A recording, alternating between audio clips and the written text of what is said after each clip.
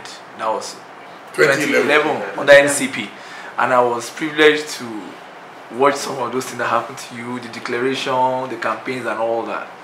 Can you go back? Can you share some of the experiences with all? The president has just signed Not Young to Rule bill, or Not Young to Run bill.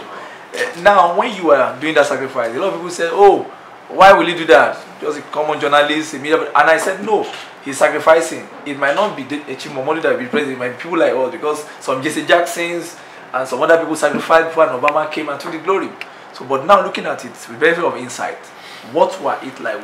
Why did you wasted your money? Because I was like, you had everything. You should have been comfortable. You had your business in Accra. You had things you were doing in London, across the world. So why did you throw yourself into the ring and just face that challenge? Well, I didn't waste my money. Okay, sir. Because there was no money to waste anyway. I do things based on principle. I don't do things because I just wanted to try. No, I was serious. People thought I was not joking. I was very serious. Yes, I was close. I saw what happened. You were close enough. Yes, I knew you were serious. I went through so much, but a lot of people thought he was joking. I wasn't joking. I decided to do it because I felt, one, I was able and capable. I do a lot of self-assessment, and I'm not being immodest. I do not see anyone out there who has more capacity than myself to do it. You will have yours, I will have mine, but for anybody to belittle me and say you are better, and they will say you have no experience. What experience did Abiola have? Abiola was not a politician. Leadership is not about politics. Leadership is about managing people and resources.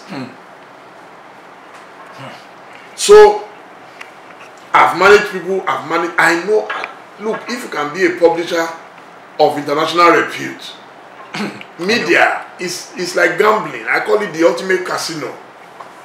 If you can navigate your way in the turbulent business of media, I've been running Ovation now for 22 years plus. Trust me, it has not been easy. Same thing with the country. You must try something first. Visibility. You have to be visible. You must be someone that everywhere I go, and I've been to over 60 countries on all the continents. Everywhere I go, a Nigerian will stop me.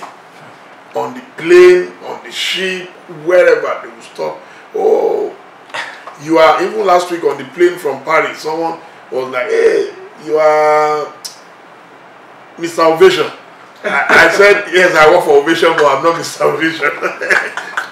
You know, I've succeeded in building a double brand whereby people substitute one name for the other. So those who don't remember Dele now will call me Ovation.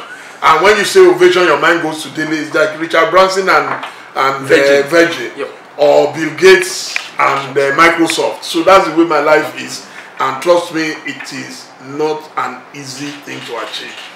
But I thank God for it. So when I ran under the influence of Obama. Wow. Yeah, wow. The audacity to win. Yep. It's a book I read every now and then. In fact, I think I have 2 copies of it. There is one there. 2 copies. I'm telling you. That's quite. It's a book. David Coffey. Oh yeah, the audacity to win. The audacity to win. It's quite interesting. So those are the things that drive me in life. I read a lot.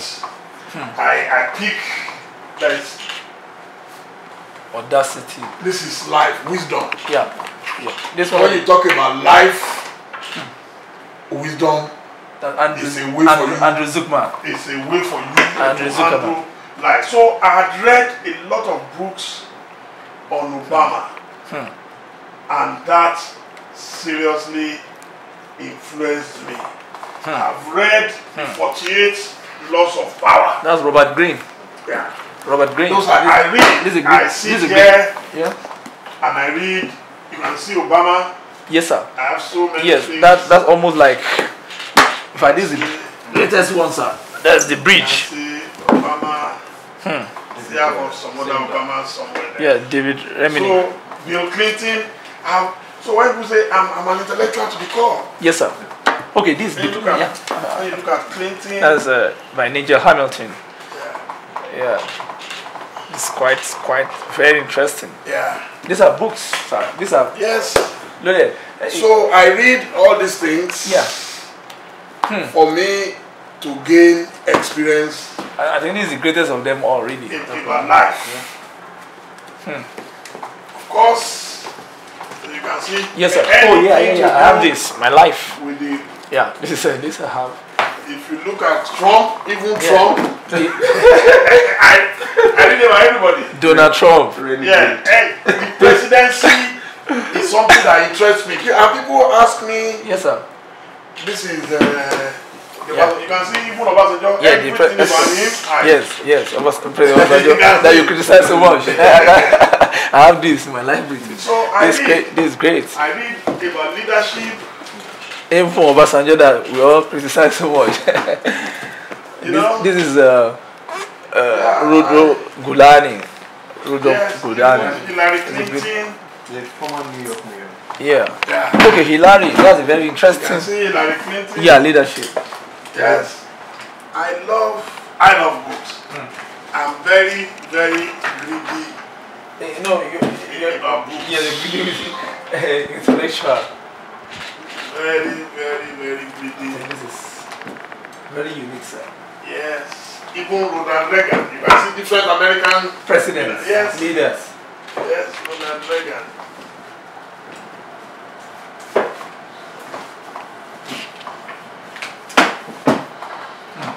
So I think that Yes, that's quite that enough, should sir. be enough for you to Yes. see. I Yes. still have some other ones Yes. hidden somewhere there.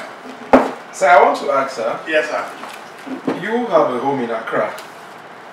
Yes, sir. You have I don't know if you have in the UK also. UK is my home. That's Okay, where my family lives. you're a lover of books, Yes. which is something I like. I'm also a lover of books also, sir. Do you also keep libraries in those homes? Oh yes, I have libraries everywhere. In fact, I was working in my library in Ghana in the last few days. In the last few days, and I can tell you, I'm building a private library resort in Ibadan. That's my ultimate retirement place in Ibadan. When do you like? I also like about the Ibadan is like my London. When we were young, Ibadan was our London. Anytime we travel to go and see Cocoa House, it's like going to London. So yeah, and I'm going to have one of the biggest libraries in Ibadan. In fact, I want to go to Ibadan next week because they still have some of the best bookshops in Nigeria. Just go and buy books. I want every book by Awolowo in particular because I believe that's one of the wisest human beings that ever lived. So I want to go there and learn more about what happened, especially in the First Republic. I don't know if tomorrow God will give me the chance to contest and win to be president of Nigeria. I don't know, but I want to be prepared and start planning. No, by the time you get there, everything must be ready for you. So, and my library, what I like about it is going to be patterned after Bellagio in Italy. Bellagio. Where you can, it's owned by the Rockefeller Foundation, where when you come there, you know that you have everything. We invite scholars, there will be bedrooms, like it will be like a 5-star hotel, where we can bring a scholar from Ife, from Ahmadu Bello, Zaria, from Nsukka, or anywhere, wherever in the world, or even from Harvard. If you are doing research, we bring you there, everything is free. Your accommodation, your feeding, your research work, everything will be free. And we can host up to four people at a time in the place. So I'm doing that quietly. I don't have the funding yet, but any little money I get, I pump it into it. And it's a very serene, very private area. So I'm looking forward to opening it. And I hope we're going to be there. we'll invite. When you're buying books, do you buy do you buy 3 copies, one for your Lagos or one for... No, not necessarily. I have different books in different places. There are some that I have 2. Depending on... But now that I'm having a library in Ibadan, I will have a public one and I will have a private one because I cannot borrow you. There is nothing you can say I can't borrow you my book. I don't do that too. I don't. So, which means the library in Ibadan will need and require its own book. So now I'll be buying double. One for my private collection and one for the public research. Into some African countries, and one of them is Sierra Leone. And I think there was a day I had a little problem in Sierra Leone, and I put a call to you. I think you were traveling to London or something, and you connected with someone in Sierra Leone, and I had a lot of solution that I spent like, I think 6 days in Sierra Leone. Dele Momodu, the name is so huge. I mean, very huge a name. How do you handle it? I mean, how? Well, let me just say something as a joke. Okay, sir. I don't think Nigerians know Dele Momodu. And it confirms the biblical saying that a prophet is without honor at home. I've been very, very fortunate to have followed as a disciple of Abiola. And Abiola taught me how not to be a local champion. I've always wanted to be a global player. And that is what I've been trying to achieve. When you talk about Sierra Leone, as far back as 2001, I was sitting with the president of Sierra Leone, President Tijan Ahmad Kaba, and he would put me on the chair reserved for president, and I wasn't the president. 2001, we're talking about 17 years ago. I was doing well meeting presidents in the Gambia. I'm a chief in Liberia. I'm the Kia Zulu of Grand Cape Mount County of Liberia because I was promoting peace in Liberia.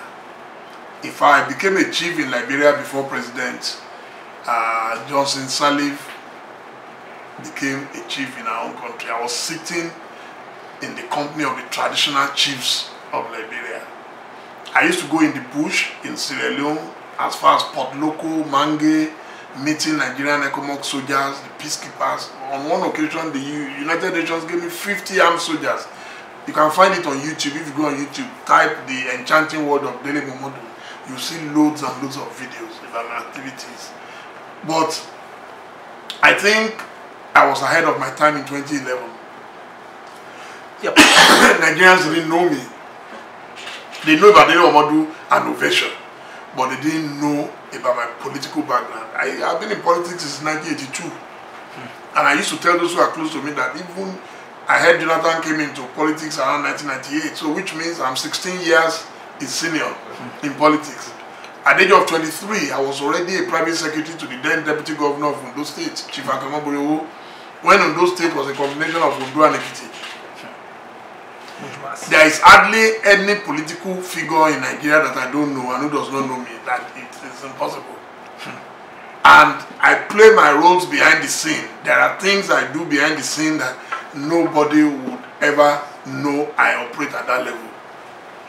But when you are simple, once you have not been a senator, you are not a governor. Some people call me this, hey, why don't you try and become a senator? I say, I'm not looking for a job.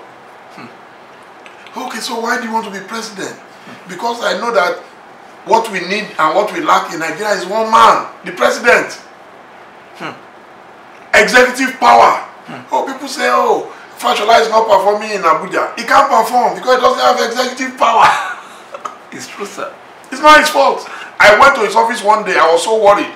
I said, the way they are spoiling your name. He said, no, it doesn't. I said, no, you have to worry about it because people don't understand that when you are a federal minister, it's different from being a governor. Fashola is one of the most fantastic brains that we have in Nigeria today. There is nothing you can do. The process, the procedure is different at the federal level.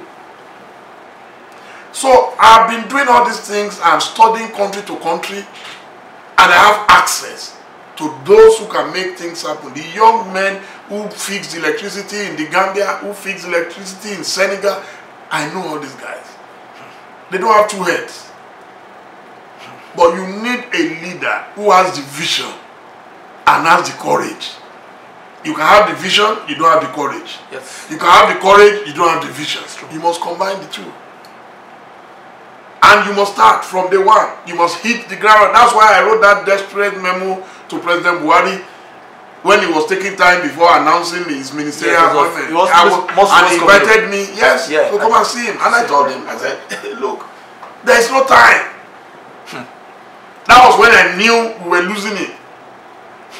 But some people felt we have all the time in the world. See, over 3 years gone already. In another few months, we'll be heading to election.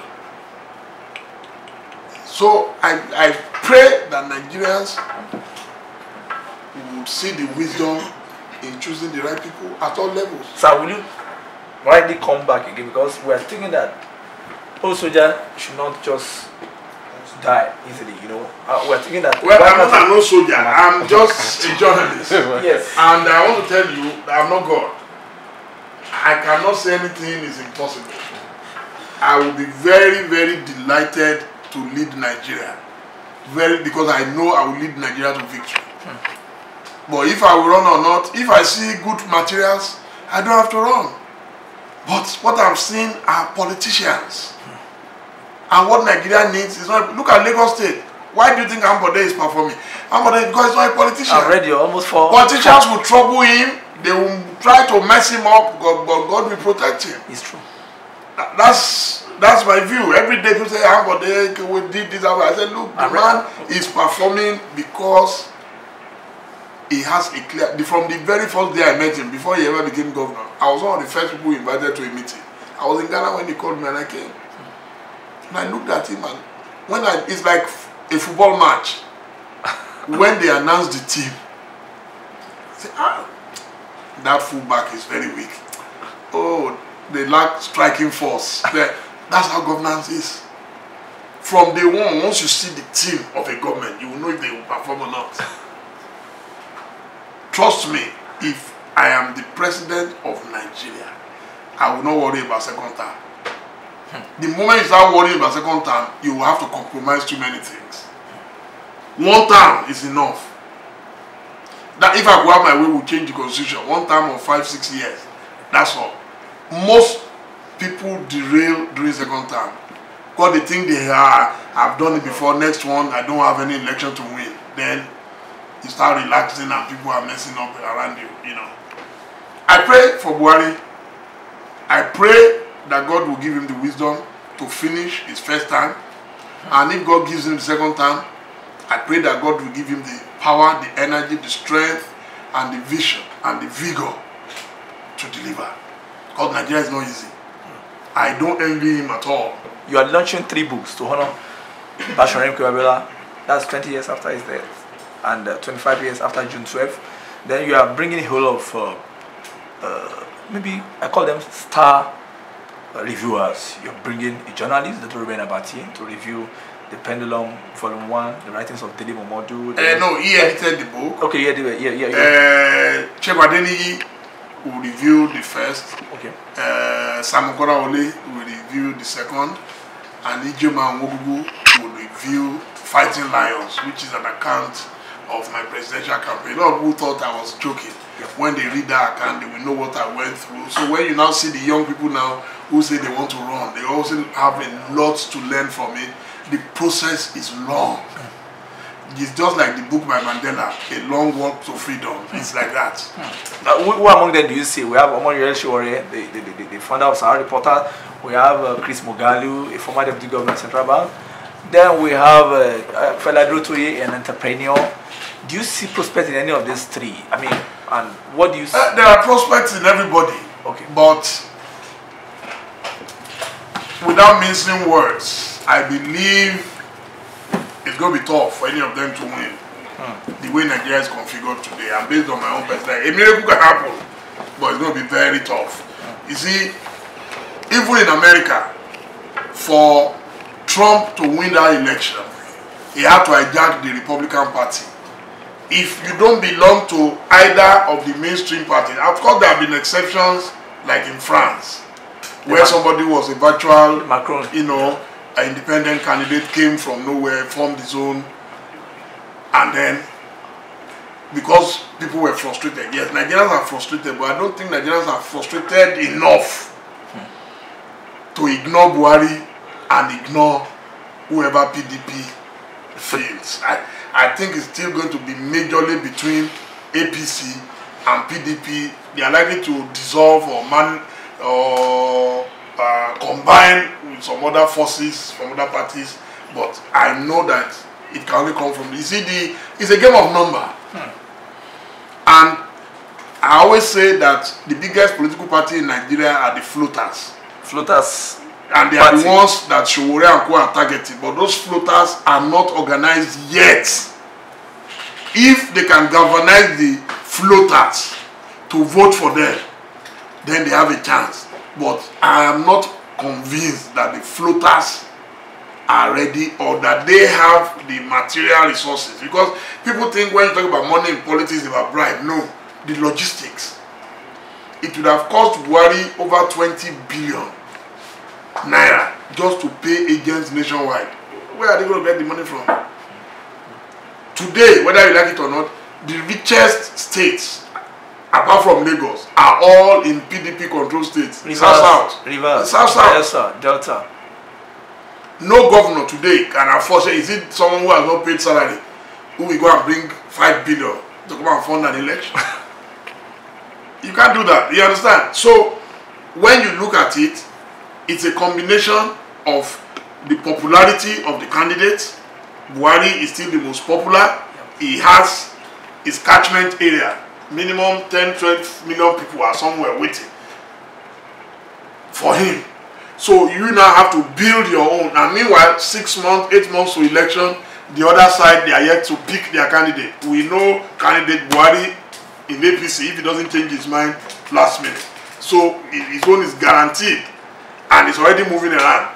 So to defeat him, you will need a candidate who is equally almost as formidable as he is. And there are not many of them in the other parties. Today in PDP, you are looking at Atiku Abubakar, you are looking at Kwankwaso, you are looking at Dankwabo, you are looking at Sule Lamido, and people are mentioning Tambuwado is in APC. They believe that they may poach him to come back to PDP. I don't know if that is possible.